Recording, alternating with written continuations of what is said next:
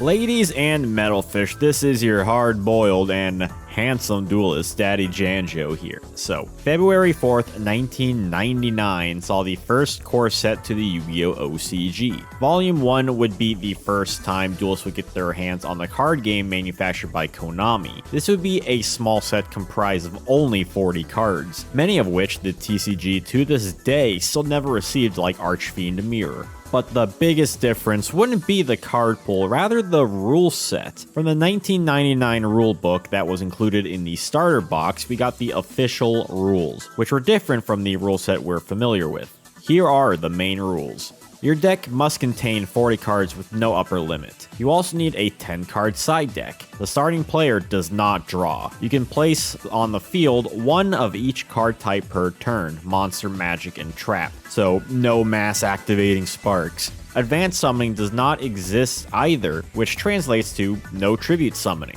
This means any monster with 5 or higher stars can be normal summoned like any other monster.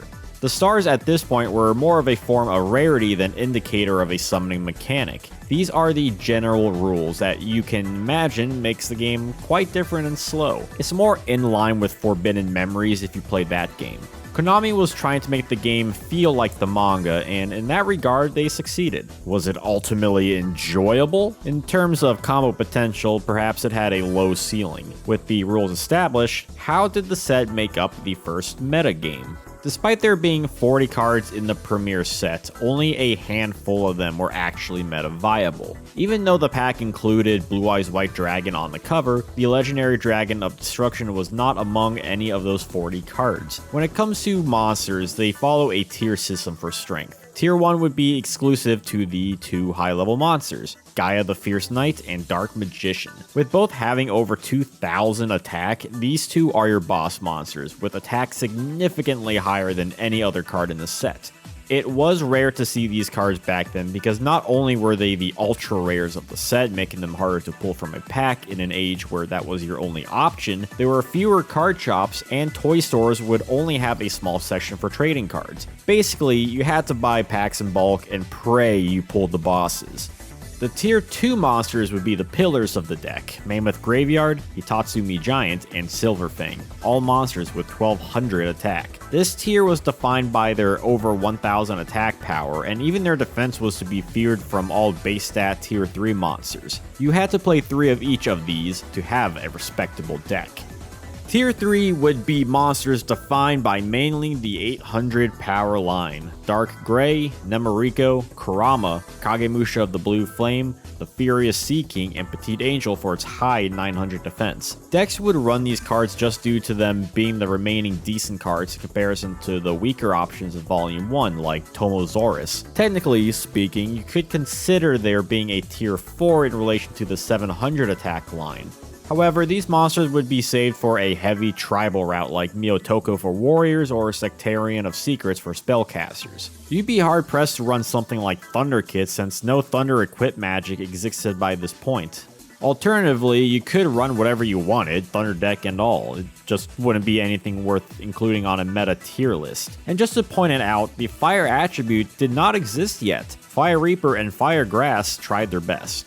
Even though effect monsters did not exist yet either, your normal monster lineup did matter. This is because of equipped magic, the spice of Volume 1. The cards were important in deck building to gain advantage in the battle phase in an era where monsters had similar attack potency. There were 5 equips, and all 5 increase a specific type by 300 attack and defense, and even still, not all equips were created equal. Let's take a look at what we got.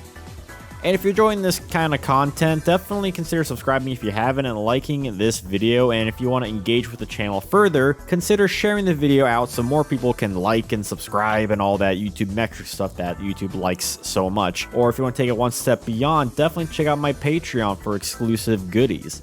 Violet Crystal existed for zombies with 2 targets in Fire Reaper and Fiend's Hand. Reaper has 700 attack, so it's already a tough sell. And Fiend can get up to 900 defense, but with 600 base attack, it adds little to an underwhelming start to zombies. Power of Kaishin boosts Aqua monsters, which like Crystal only have 2 targets, Furious Sea King and Hito Denchak. The Starfish Anemone is like Fiend in regards to being decent for boosted defense, whereas Sea King is a playable tier 3 monster by itself. Now we run into the issue of having an equip card that is too specific to be considered great. The remaining 3 equip cards are more intriguing.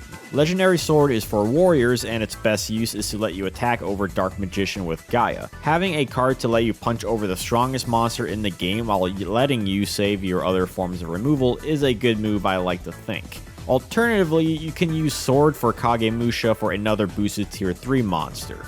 In a similar situation, Book of Secret Arts will keep your Dark Magician strong while allowing you to beat over opposing magicians or crashing with other buffed up wizards. Nemorika would make for a solid secondary target. The last equip introduced in Volume 1 is Beast Fangs, which is made for, well, beast monsters.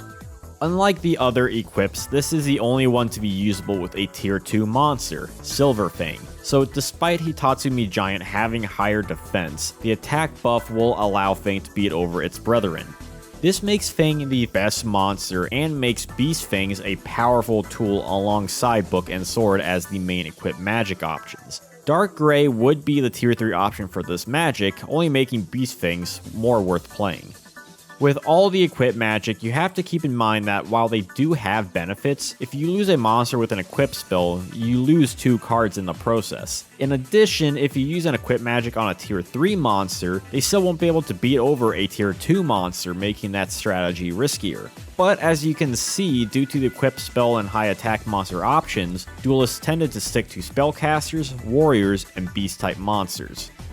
If you wanted to get rid of monsters without the need of equip magic, then you have a few options. Fissure will destroy the weakest enemy monster. While its single removal is very useful, you have to remember that a Gaia can take a hit for DM or a tier 3 monster for anything higher. For a true palette cleanser, there's Dark Hole, which destroys all monsters on the field.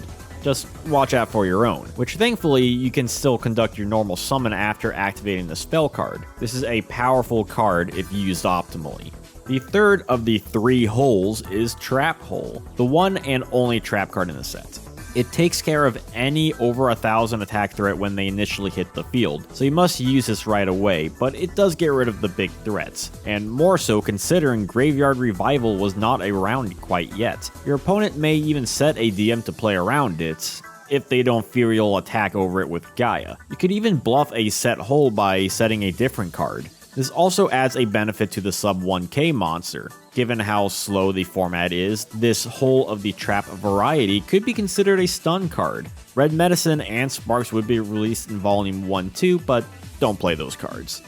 And that was it when it came to beaters, equips, and forms of removal. Volume 1 format was defined by powerful core cards and ratios. Your tech options could include something like more specific equip magic, more beaters in general, or Petite Angel as a sole use defender against tier 3 monsters. It's quite fascinating in the sense that any meta contending deck looked more or less the same. 3 of each of the tier 1 and tier 2 monsters, typically 3 to 6 equipped cards, 3 Dark Gray to make Beast Fangs brick less, perhaps some tier 3 monsters make further use of additional power equips, and maybe Kurama for a solid attack and defense for a tier 3 monster, and of course 3 of each removal cards. Don't get me wrong, Volume 1 format is not particularly exciting, dense, or skill intensive. After all, it was the first set in a long history of releases for the game. Nevertheless, it was the first format in the game and important to take a look at. Even if historically this was more of a sealed format, the cards introduced did give the earliest duelists a chance to understand attack potency and the use of back row cards. Many games came down to luck of the draw and Caveman Go Bonk. Hell, I've had a duel on my channel in this format, and to my surprise, I had a lot of fun with it, given the simplified rules and overall meta. Every game needs a foundation, and Volume 1 did that with only room to grow.